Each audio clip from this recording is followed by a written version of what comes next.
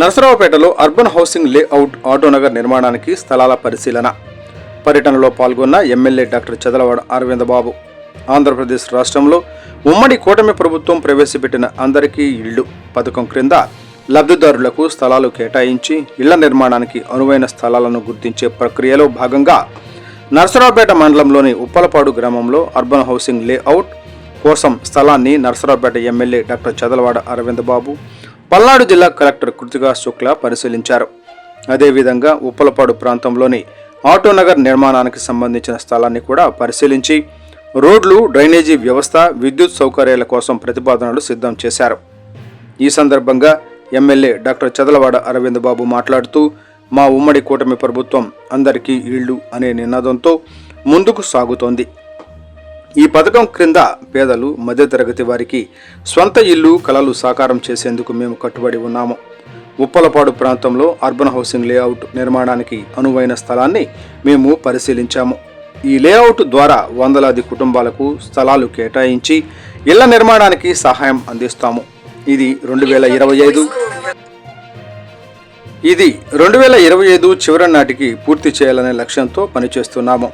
ప్రభుత్వం ఇప్పటికే ఈ పథకం కోసం బడ్జెట్లో ప్రత్యేక నిధులు కేటాయించింది మరియు లబ్ధిదారుల ఎంపికలో పారదర్శకతను పాటిస్తాము అని అన్నారు.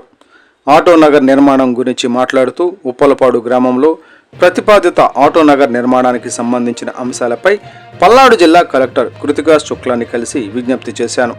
ఆటో డ్రైవర్లు, మెకానిక్కులు, చిన్న వ్యాపారులకు ఉపాధి అవకాశాలు కల్పించే ఈ ప్రాజెక్టు త్వరితగతిన ముందుకు సాగాలని కోరాను. ఈ ప్రాజెక్టు ద్వారా స్థానికులకు ఉద్యోగ అవకాశాలు పెరుగుతాయి మరియు ప్రాంతీయ అభివృద్ధికి దోహదపడుతుంది. రోడ్లు, డ్రైనేజీ, విద్యుత్ వంటి మౌలిక సదుపాయాల కోసం ప్రతిపాదనలను సిద్ధం చేయడం జరిగింది మరియు ఈ పనులు